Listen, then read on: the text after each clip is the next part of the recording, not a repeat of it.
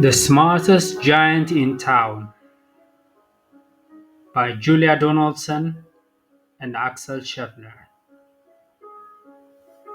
George was a giant, the scruffest giant in town.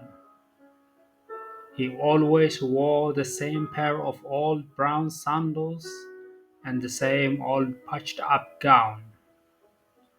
"I wish I wasn't the scruffest giant in town," he said sadly. But one day George noticed a new shop. It was full of smart clothes, so he bought a smart shirt, a smart pair of trousers, a smart belt, a smart stripy tie, some smart socks with diamonds up on the sides, and a pair of smart shiny shoes. "Now I am the smartest giant in town," he said proudly.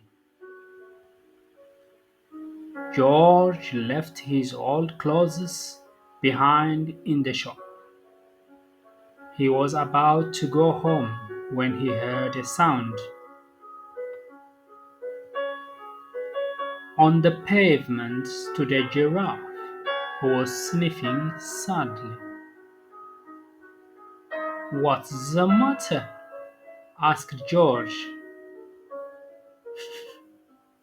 "It's my neck," said the giraffe. "It's so very long and so very cold. I wish I had a long warm scarf."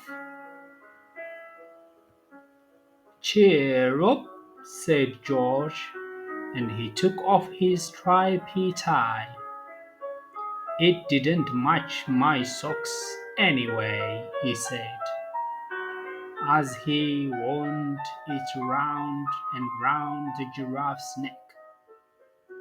It made a wonderful scarf. "Thank you," said the giraffe.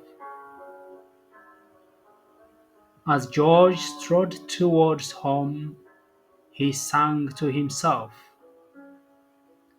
"My tie is a scarf for a cold giraffe, but look me up and down. I am the smartest giant in town." George came to a river.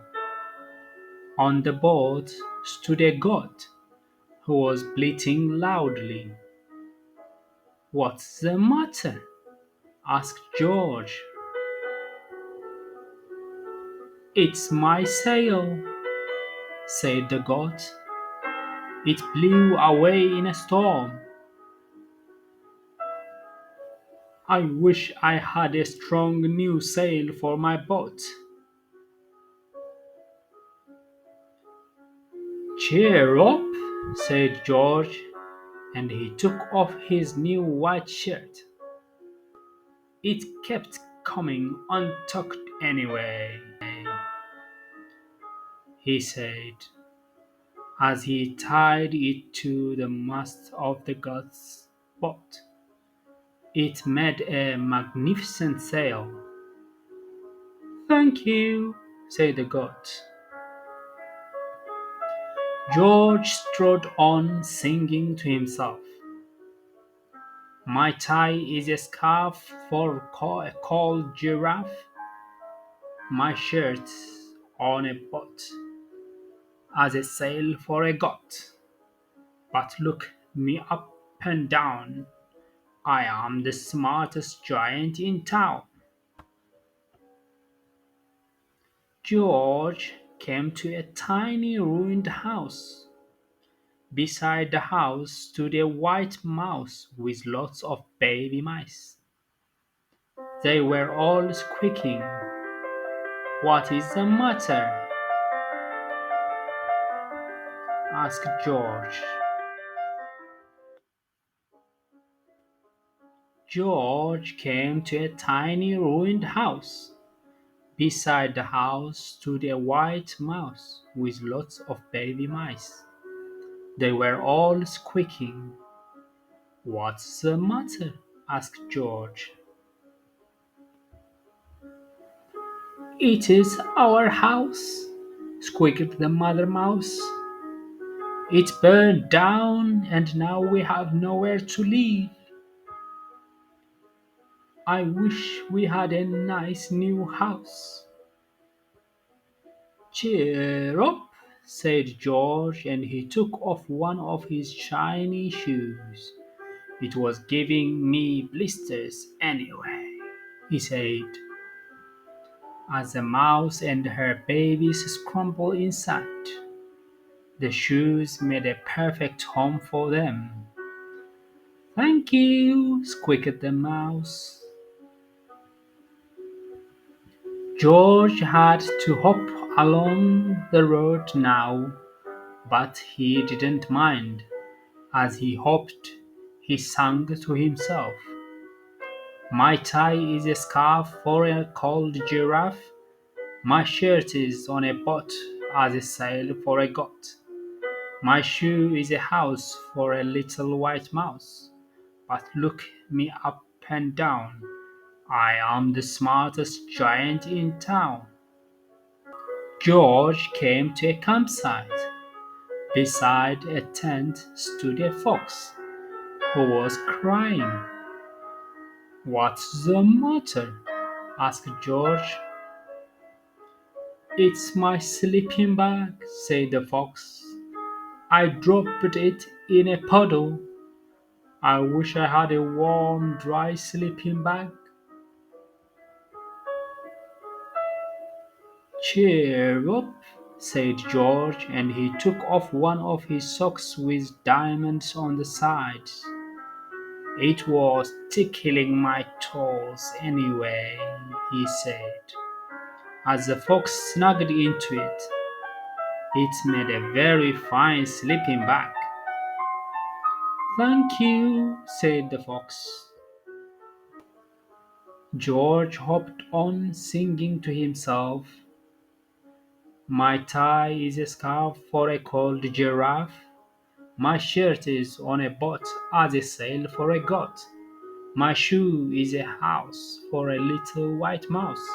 One of my socks is a bed for a fox. But look me up and down. I am the smartest giant in town." George came to a big, squelchy bog. Beside the bog stood a dog, who was howling. "What's the matter?" asked George. "It's this bog," said the dog. "I need to get across, but I kept getting stuck in the mud. I wish there was a safe, dry path." "Cheer up," said George, and he took off his smart new belt. "It was squishing my tummy anyway," he said, as he laid it down over the bog. "It made an excellent bath." "Thank you," said the dog. The wind started to blow, but George didn't mind. He hopped on, singing to himself. "My tie is a scarf for a cold giraffe. My shirt is on a boat as a sail for a goat.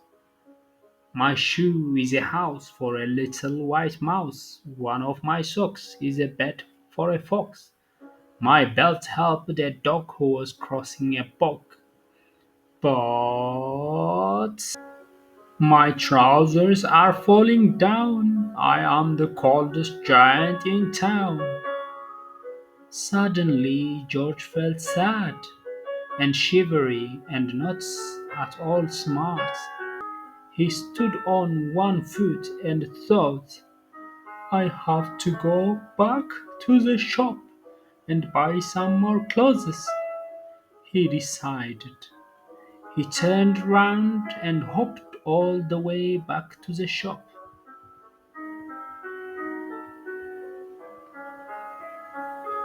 But when he got there, it was closed. "Oh no!" cried George. He sank down onto the doorstep, and a tear ran down his nose. He felt as sad as all the animals he had met on his way home. Then, out of the corner of his eye, he saw a bag with something familiar poking out of the top.